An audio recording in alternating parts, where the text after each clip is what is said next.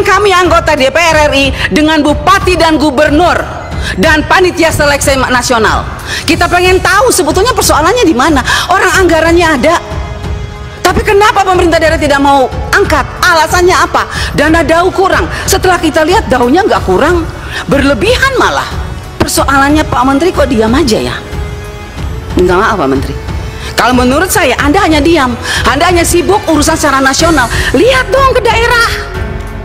Ini banyak guru-guru yang lulus passing grade Pak, menangis. Kok enak sekali bupati, gubernur dan segala macam.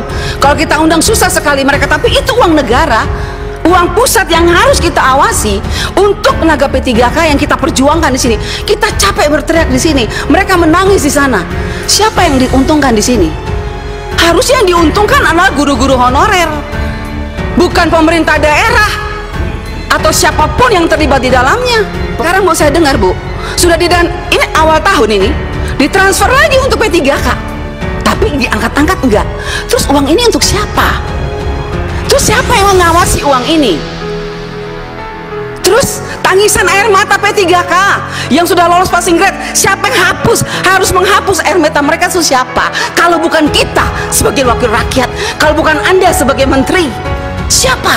Hanya kita yang bisa. Yang saya dengar banyak permainan di daerah sekarang, itu dana P3K dimainkan oleh mereka. Saya bosan Bu Anita kalau kita ngundang lagi Menteri Keuangan, Menteri Menpan RB, Menteri apa lagi, Mendagri. Kita berapa kali sudah kita bikin rapat-rapat seperti ini dan masalahnya sama. Putuskan bersama sehingga kita di sini dapat hasilnya dan tidak ada yang kena prank nasional. Dia sudah lulus tapi tidak dilantik, tidak ada SK-nya. Sudah dilantik tidak ada formasinya, sudah dapat formasi tak dapat gajinya pula. Terima kasih sudah klik video ini. Jangan lupa tekan tombol subscribe untuk bergabung. Dalam hitungan saya persilahkan kalian untuk tekan tombol subscribe. 10, 3, 2, 1. Saya ucapkan selamat bergabung dalam channel ini. Saya ingin mengingatkan bahwa pahlawan-pahlawan tanpa tanda jasa yang ada di pedalaman-pedalaman itu sampai hari ini menuntut keadilan sosial bagi seluruh rakyat Indonesia. Sila kelima Pancasila, kenapa tidak pernah diberikan kepada mereka? Bukti, ada guru-guru yang baru 1 tahun 2 tahun mengajar lolos P3K. Mereka yang sudah belasan tahun tidak pernah lolos dengan berbagai macam alasan. Oleh sebab itu saya minta Pak Menteri, mari kita coba ingat ini. Bagaimana justru mereka ini yang sudah belasan tahun ini, yang tidak pernah diperhitungkan oleh negara ini, justru mereka itu yang harusnya mendapat prioritas untuk diangkat. Apapun alasannya, kalau menurut saya mereka sudah tidak pantas lagi diukur dengan apapun karena terlalu mulia hati mereka Pak. Mereka tidak pernah berhitung-hitung dengan gaji. Tapi ketika ada P3K yang ditawarkan oleh pemerintah 1 juta, kenapa sampai hari ini mereka tidak pernah lolos? Sangat menyedihkan Pak Menteri. Yang kedua, seperti kami daerah 3T, bahkan semua daerah 3T, khususnya NTT, kami ini kenyataannya tuh Pak, betul-betul kekurangan guru. Kurang guru kami. Tetapi kami kenapa dibatasi? Kenapa banyak sekali yang tidak lolos? Ada formasi dari kepala daerah, tapi yang datang, saya sudah kemarin reses ke beberapa kabupaten, kepala daerah mengatakan kami mintanya lain, formasinya lain, diberikan oleh pusat lain Bu Anita. Contoh, di Timur Tengah Selatan, banyak sekali mayoritas kami Kristen Pak, formasinya guru Kristen, tapi yang dikasih guru agama Islam. Akhirnya guru itu tidak diberi jam pelajaran, 0 pelajaran, tidak dibayar. Tetapi dana DAU-nya sudah dihitung masuk ke APBD. Akhirnya anggaran itu saya tanya dipakai untuk apa Pak Bupati? Ya begitulah Bu Anita. Nah ini makanya saya minta Inspektorat Jenderal, Pak Menteri tolong Ibu, mana Ibu? Inspektorat Jenderal mana Ibu? Ini kita tolong lihat deh ya. Ini ada beberapa daerah yang dana DAU-nya sudah ditransfer. Bu Sekjen, Pak Menteri, saya masih bicara. Jadi ada beberapa daerah yang dana DAU-nya itu sudah ditransfer ke APBD dan sudah jelas angkanya itu saya lihat untuk P3K. Tetapi tidak diangkat oleh Pemdanya. Formasinya ditutup sampai hari ini. Contoh, di Kabupaten Kupang, Nusa Tenggara Timur, Kota Kupang di Nusa Tenggara Timur, Pak. Kota Kupang ibu kota provinsi saja. 400 tenaga P3K yang kategori 1 itu, yang P1 itu. 2021, Pak. Sampai hari ini sudah terima SK tapi tidak diangkat. Saya mau tanya, Pak. Ini mana Ibu Nunu? Setelah SK, sebelum SK ada nomor induk katanya. Setelah itu SK, harusnya kan mereka diangkat. Tapi sampai hari ini Bu, mereka tidak diangkat. Dan saya lihat, saya ikutin terus perkembangannya. Kenapa tidak diangkat? Uangnya sudah ada. Bahkan sekarang 2023 ditambah lagi anggarannya. Saya bingung ini. Ini prinsip penganggaran P3K yang ditransfer dari Menteri Keuangan ke daerah tuh pakai prinsip yang mana ya? SK dulu baru ditransfer uangnya, artinya kalau sudah ada SK berarti mereka harus diangkat. Tapi kok ini sudah ada SK alasannya NIK, padahal NIK itu dasar pembuatan SK. Ini pemerintah daerah bolak-balik. Ini saya minta tolong nanti Ibu Inspektur Jenderal, kita apabila perlu Pak Menteri dan Bu Nunu, kalau tadi saya senang sekali Bu Nunu bilang ada kenaikan 42% setelah rakor. Coba Bu, sekarang saya ajak nih kementerian kita rakor di daerah. Ya, jadi jangan hanya kementerian rakor dengan para bupati, gubernur di daerah selesai. Guru-guru honorer tidak tahu di bawah. Saya mengajak Pak, mari Bapak Ibu yang ngurusin P3K, kita rakor di daerah. Dudukan kami anggota DPR RI dengan bupati dan gubernur dan panitia seleksi nasional. Kita pengen tahu sebetulnya persoalannya di mana. Orang anggarannya ada.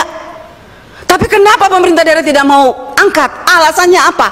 Dana DAU kurang. Setelah kita lihat DAU-nya nggak kurang, berlebihan malah. Nah ini persoalan. Jadi saya minta ini Bu, contoh ya, Kota Kupang, Kabupaten Kupang. Kita segera turun, kita lihat.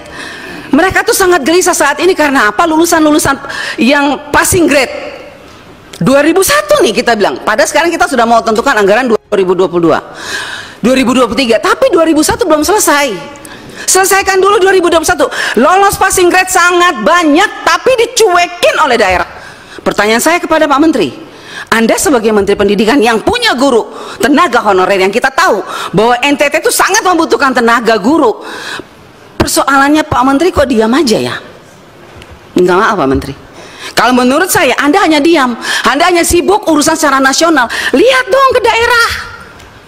Ini banyak guru-guru yang lulus passing grade Pak, menangis. Karena apalagi Bu, mereka dengar katanya tanggal 13 ini ditutup ya Bu Nunu ya, ditutup. Mereka bilang, Ibu kalau sudah ditutup maka nasib kami seperti apa? Kami harus tunggu tahun depan lagi. Kalau daftar tahun depan lagi turun dari P1 ke P2 lagi. Padahal mereka lulus sekarang nih. Nah jadi saya minta tolong Pak, kalau bisa untuk kita selesaikan masalah di daerah, saya minta untuk tanggal pendaftaran yang batas tanggal pendaftaran pendataan ini tanggal 13, saya minta diperpanjang. Kita selesaikan masalah, kita jangan lompat nggak jelas Pak.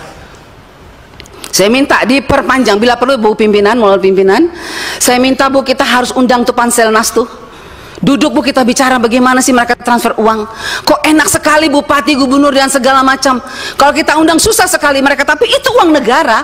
Uang pusat yang harus kita awasi untuk tenaga P3K yang kita perjuangkan di sini. Kita capek berteriak di sini, mereka menangis di sana. Siapa yang diuntungkan di sini? Harusnya yang diuntungkan adalah guru-guru honorer, bukan pemerintah daerah atau siapapun yang terlibat di dalamnya. Oleh sebab itu saya mohon Ibu pimpinan, kita harus segera panggil tuh Panselnas, panggil tuh BNPAN RB, Menteri Keuangan. Apa dasarnya mereka transfer? Sekarang mau saya dengar Bu, sudah ini awal tahun ini ditransfer lagi untuk P3K, tapi diangkat-angkat enggak. Terus uang ini untuk siapa? Terus siapa yang mengawasi uang ini? Terus tangisan air mata P3K yang sudah lolos passing grade, siapa yang harus menghapus air mata mereka itu siapa? Kalau bukan kita sebagai wakil rakyat, kalau bukan Anda sebagai menteri, siapa? Hanya kita yang bisa. Jadi mari Bapak Menteri, saya minta kita bergandengan tangan, kita hadapi persoalan ini bersama. Kita turun ke daerah, kita tunjukkan sama P3K bahwa kita di pusat sudah berjuang. Siapa yang mempersulit mereka di daerah? Kalau memang bupati mengatakan dana DAU-nya kurang, suruh mereka buka. Berapa kebutuhan mereka setiap tahun? Ada tambahan atau tidak? Kalau ada tambahan ya itu untuk P3K. Apalagi sekarang P3K untuk 2023 dananya dikunci, walaupun kuncinya terlambat. Karena 2021 itu tidak terkunci.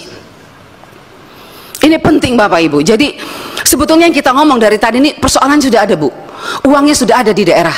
Cuman persoalannya kepala daerah tidak mau angkat. Alasannya dana daur kurang. Coba hitung, saya sudah hitung. Kota Kupang ada kelebihan, Kabupaten Kupang ada kelebihan, tapi bupatinya tidak mau. Nah ini, jadi saya bilang gimana? Kita harus sama-sama. Dan saya minta Pak Menteri menjadi fokus Pak Menteri untuk menyelesaikan ini supaya Bapak juga jangan terlalu beban bahwa memang kesalahan bukan hanya pada pusat. Di daerah juga ada. Mari kita selesaikan bersama. Makanya saya usul rakor di daerah, ajak kami anggota DPR RI. Biar jelas, clear. Bila perlu dudukin itu DPR provinsi, DPRD kabupaten, supaya mereka tahu ini uang APBN yang berubah jadi APBD yang tidak bisa mereka pakai seenaknya, khusus untuk P3K. Yang saya dengar banyak permainan di daerah sekarang itu dana P3K dimainkan oleh mereka. Makanya saya kadang-kadang saya bikin, kalau bila perlu kita pakai, minta KPK aja periksa kalau begini caranya. Sakit hati kita nih, kasihan guru-guru itu. Ini tentang guru P3K. Kita jatuh pada lubang yang sama Pak Menteri. Bertahun-tahun kita kemarin dirundung masalah tenaga honorer. Kita merasa dengan ada P3K ini menjadi solusi. Tapi ternyata yang berjalan permasalahan yang sama. Saya bosan Bu Anita kalau kita ngundang lagi Menteri Keuangan, Menteri Menpan RB, Menteri apa lagi?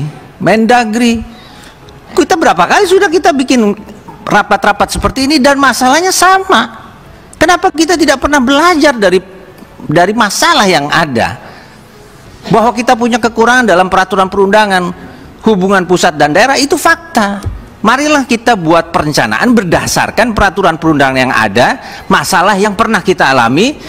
Sehingga kemarin saya katakan ke Prof Nunu, kalau kita gagal merencanakan, gagal membuat perencanaan, kita merencanakan untuk gagal memang. Jangan hanya karena keinginan 1 juta guru. Kita harus buat perencanaan. Kalau perlu dengan pemerintah daerah itu bahas dulu semuanya. Bahas dulu sampai keluar angkanya. Mau 1 juta, mau 500, mau 200 dulu, tahap pertamanya berapa?